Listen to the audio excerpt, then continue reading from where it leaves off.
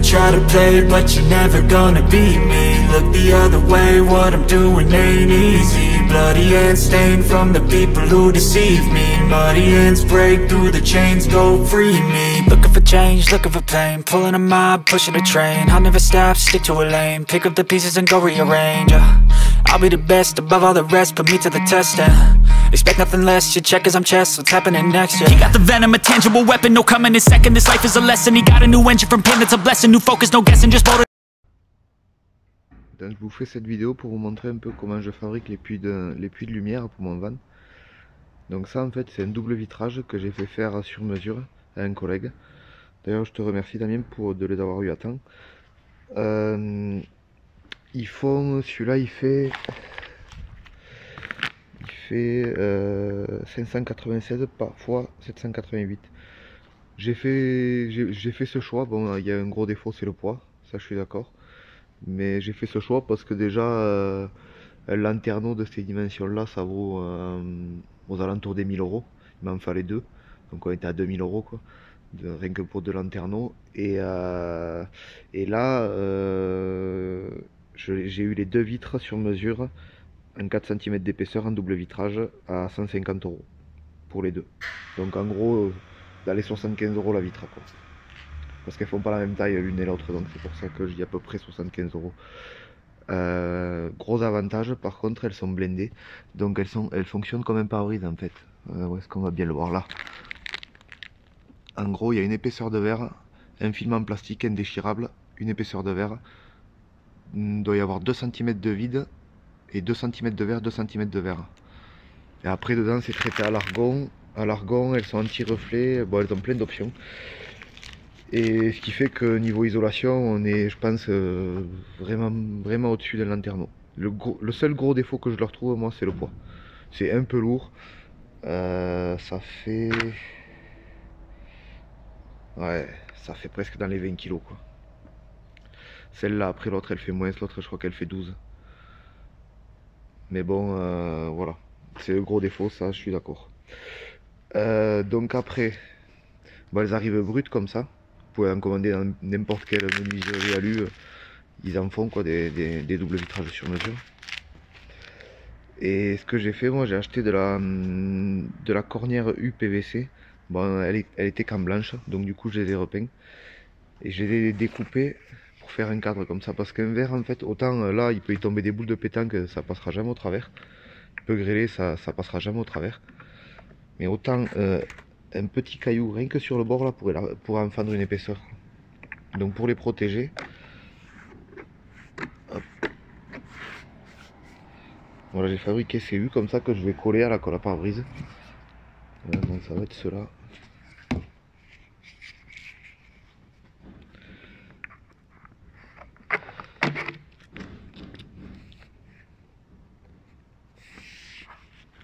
Voilà, en gros ça va me faire un cadre qui va les protéger et c'est sur ce cadre après que je vais venir les coller à la caisse. Et ensuite j'ai fabriqué ça pour les soutenir. Alors c'est de l'alu, c'est des cornières en alu que j'ai soudées. J'ai fabriqué un cadre en fait avec. Par contre j'ai pris des cornières qui étaient plus larges et plus hautes. Et je les ai fait déligner à mon cousin qui est menuisier, qui a une grande scie sur table, pour qu'elle soit pas trop épaisse, qu'elle me cache pas toute la fenêtre. Tout simplement pour avoir de l'épaisseur.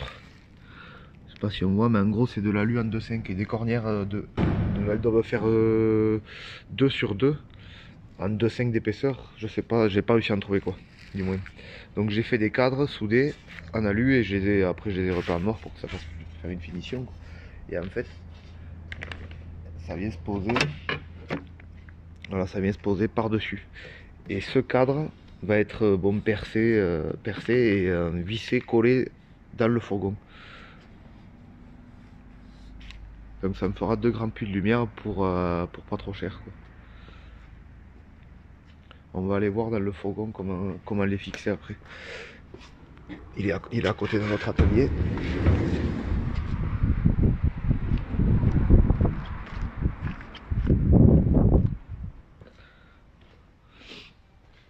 Donc voilà, ouais, ce matin j'ai découpé le toit. J'ai découpé ça avec ça. avec une scie sabre pour pouvoir faire chauffer la tôle. Il faut juste entailler un peu avec une disqueuse et après on suit, j'ai suivi les cadres que j'avais préalablement fait et fixé. Les cadres, c'est des cadres en bois que j'ai fait, enfin qu'on a fait, mon cousin qui est menuisier. Ils sont collés, mais il y a genre, je crois qu'il y a 3 cartouches de PU40 par cadre, collés, vissés dans les renforts. Ils sont pas vissés directement dans la tôle, mais dans ce lace là, dans les renforts par l'intérieur, là on voit encore les vis. Là après, tout à l'heure, après avoir découpé, bon, j'ai traité la tôle avec un primaire spécial. Et j'ai passé une couche de peinture sur les cadres en bois pour les avoir noirs, parce que je pense que je vais en laisser une partie apparente là et là. Là, il me faut encore réégrainer et remettre quelques couches de peinture. Et en gros, mon cadre viendra se fixer là, dans ce morceau de bois là. Il sera collé et vissé à ce morceau de bois, et je mettrai les verres par en haut. Pareil, collé sur le cadre, et après je ferai un joint à la colle à pare-brise avec du primaire. Hop, sur le toit. Ça viendra, c'est pour ça qu'ils sont épais. Vu que le toit en fait, je sais pas si on le voit, il est galbé. On voit le morceau de bois il est plus épais à des endroits et tout, on a dû prendre la forme du toit. Il fallait que mon verre dépasse un peu au point haut et qu'il dépasse bien sûr au point bas. Et après, de par l'extérieur, je ferai un beau joint à la colle à pare-brise avec du primaire. Je sais pas, personne n'a jamais trop fait. Moi je pense que ça peut marcher, mais bon, ça on le verra à l'utilisation quoi. Et comme vous pouvez le voir, j'ai fini mon liège projeté maison. Bon, c'est qu'une première isolation, ça servira juste pour couper les ponts thermiques. Donc j'avais tout redémonté au-dessus de la capucine pour faire pour passer dans la capucine dans tous les renforts. J'ai installé mes 2 lanternons ventilés, un là, un là. C'est pour ça que je me permets de mettre ceux-là qui s'ouvrent pas quoi. Ceux-là s'ouvriront pas, mais ils amèneront vachement de jours. Là on se rend pas bien compte parce que le liège je l'ai teinté en noir et que ça fait, enfin, il faudra avoir les murs plus clairs pour que vraiment ça soit lumineux, mais je pense que ça va le faire. Et dehors, je suis en train de bosser sur la galerie. Je suis en train de fabriquer une galerie en alu. Donc la fabrication, elle est, je l'ai posée la semaine dernière pour voir que tout aille bien. Et pour fabriquer cette échelle. Donc j'ai fabriqué l'échelle en alu aussi maison. La galerie, il y a un morceau là, l'autre morceau là-bas et le saute-vent là. Mais ça je vous en reparlerai plus tard dans une prochaine vidéo de la galerie. Il me faut la redéposer pour faire toute la finition et la peindre en noir. Et je vous expliquerai un peu plus pourquoi elle a en plusieurs parties. Donc voilà, et là maintenant je vais aller coller mes cornières à U sur mes vitres pour les laisser sécher au moins une nuit et pouvoir installer mes vitres demain. Et remettre aussi une couche de peinture sur ces cadres, faire une belle finition et voilà. Donc je vous reprends après tout ça. Donc voilà, là on est le lendemain matin et j'ai collé, hier soir j'ai collé mes U sur mes vitres. Donc pour être sûr de l'étanchéité entre la vitre et le U, j'ai fait 2 gros cordons là de colle. Je l'ai vraiment pas plein pour être certain que l'eau passe pas entre la vitre et le U. Et le temps que ça sèche, j'y ai remis les cadres dessus pour être sûr que ça passe dans les cadres que j'avais fabriqués. Donc maintenant il va me falloir percer les cadres, percer et chanfreiner pour que les vis ne dépassent pas parce que ça passe vraiment pile. Donc là je vais percer ces cadres et je vais les coller et visser au cadre en bois que j'ai déjà fait sur le fourgon hier. J'ai mis 2 autres couches de peinture sur ces cadres en bois. Je suis à 4 donc ça devrait suffire. Et donc là je vais faire ça. J'ai attaqué là-bas la préparation de la galerie, le ponçage. Et le temps qu'après que la colle sèche sur les cadres, je préparerai la galerie pour la peindre. Et je vous reprendrai après. Là du coup j'ai percé et fraisé les deux cadres. Vous voyez comme ça les vis. C'est pour ça que j'avais pris le 2,5 aussi. Les vis dépasseront pas. Et pour faire ça il faut utiliser une fraise comme celle-là. Elles sont vraiment pas mal parce qu'elles se bourrent pas dans de l'alu. Donc voilà, maintenant je vais les coller et visser. Donc comme vous pouvez le voir, j'en ai mis pas mal des vis. Parce que ça pèse quand même pas mal, j'ai pas envie de le prendre sur la tête un jour. Donc ouais, j'en ai mis assez et puis même je vais mettre de la colle. Et l'un dans l'autre, normalement ça devrait jamais bouger quoi. Voilà, je vous reprends après ça. Donc du coup hier j'ai collé les vitres. Par contre il m'a fallu les surélever un peu par rapport au cadre. Je vous montrerai, j'ai fait un contre-cadre en fait avec de la mousse assez dense pour qu'il soit pas relié directement à la caisse en fait. Le but c'est qu'en gros que les verres soient sur cylindre bloc en gros.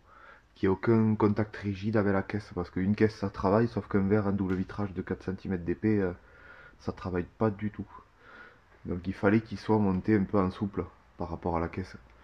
Donc du coup j'ai mis ça dessous et en plus je vais vous montrer en haut, il fallait qu'il dépasse légèrement du toit au point haut, donc au milieu des verres pour que je puisse faire l'étanchéité. Donc j'ai fait un gros joint après par-dessus mon cadre en mousse que je vais laisser sécher 1 à 2 semaines avant de faire une finition sur le cadre intérieur avec sûrement avec du Raptor pour avoir une belle finition à l'intérieur. Mais il faut attendre que ça sèche 1 à 2 semaines parce que un joint quand il y a un peu d'épaisseur, ça a tendance à rétreindre un peu au séchage à cœur. Du coup, il faut attendre que ça soit bien sec à cœur pour les peindre, comme ça au moins ça craquera pas quoi, ça bougera plus. Donc du coup, de l'intérieur ça rend comme ça. Bon, c'est pas fini, mais je trouve que ça amène quand même pas mal de lumière. Et après au-dessus, pareil.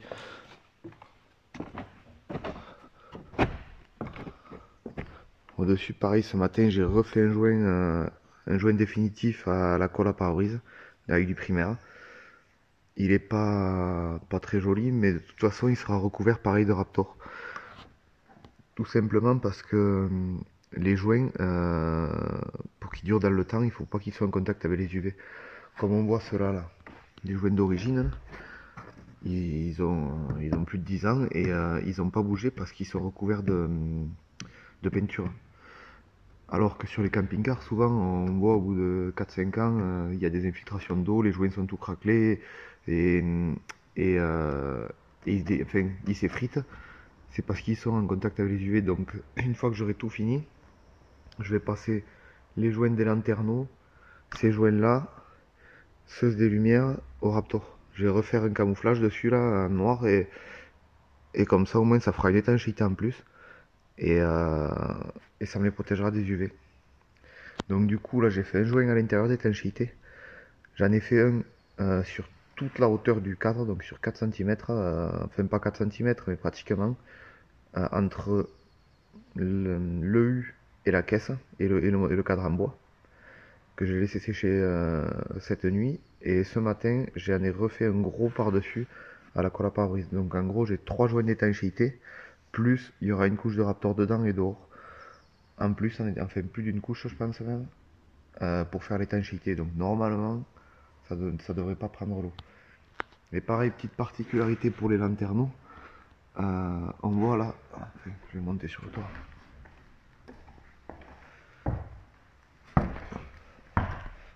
On voit que là, il y a des emplacements pour les vis. Pour venir se revisser dans le cadre en bois que j'avais fabriqué. Et moi, j'en ai pas mis. J'ai fait le choix de pas en mettre. Parce que c'est des infiltrations d'eau à chaque fois qu'on met un vis, il aurait fallu mettre un petit peu de joint. Et peut-être que dans quelques années, ça aurait pris l'eau. Donc ce que j'ai fait, j'ai collé les lanterneaux à la colle à pare-brise. Primaire et colle à pare-brise. Et j'ai mis un peu de poids dessus pour qu'ils se collent bien à leur place.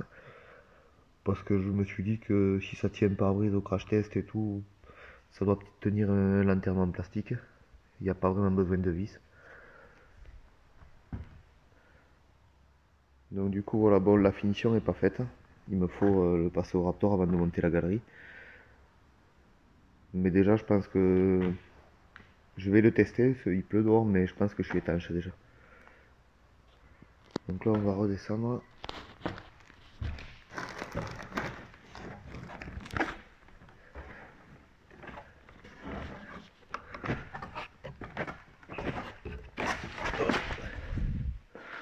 Et là je suis en train de bosser sur la deuxième partie de la galerie. Bon, j'ai un petit souci, les panneaux rentrent plus. Parce qu'à force de souder, ça a dû chauffer. Faut que je trouve une solution avant de la peindre pour les faire rentrer. Je pense que la solution elle est là. J'avais fait deux cadres. J'avais commencé par faire ça justement, les cadres, avant de construire le reste. Et ils étaient vraiment pile. Les panneaux rentraient pile dedans. Sauf que maintenant en largeur il manque un peu. Donc je pense que je l'ai trouvé la solution. Je pense qu'il faut que je coupe ça. Je vais m'embêter un peu mais je vais déligner cette cornière là. Parce qu'au final elle m'a servi pas mal pour la rigidité, le temps de la construire. Mais vu que ça va être collé et riveté dessus, et qu'il y a deux cornières qui sont bien plus rigides en plus sur les panneaux, il y aura un panneau là, riveté par dessous dans le plaque qui restera, et collé, je pense pas que ça bouge. L'un dans l'autre, une fois tout assemblé et collé, riveté, ça me fera suffisamment de rigidité, je gagnerai ce qu'il me faut pour que les quatre panneaux rentrent, quoi. Donc j'ai cela et j'en ai deux autres là-bas. Et on va aller voir là-bas dans notre atelier. Hier soir, j'ai fini tard et j'ai peint la galerie. Hier après-midi, je l'ai toute poncé et fait toute la finition. Et hier soir, j'ai mis un coup de Raptor.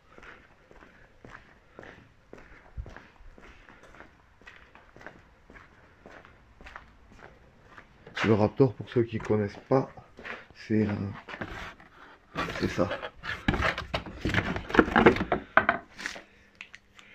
C'est un genre de blackson teinté dans la masse et qui est durci. C'est un 2K.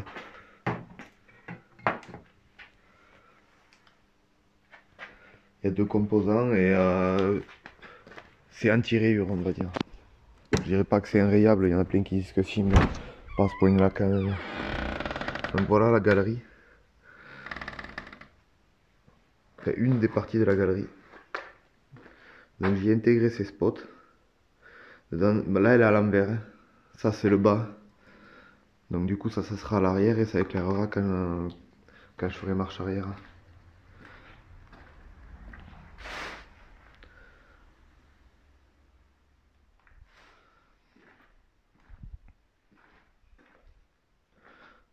Donc voilà, là je vais aller continuer à essayer de faire rentrer ces panneaux dans l'autre morceau et je vous reprendrai après ça.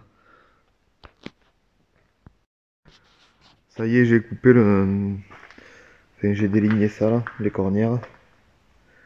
Et c'est bon, ça passe, il rentre. J'ai bien fait de l'enlever parce que je viens de mesurer là, les 4 rentreront.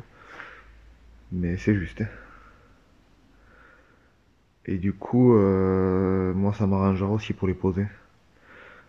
Comme ça, je partirai d'un bord, je commencerai à en coller un, puis le deuxième.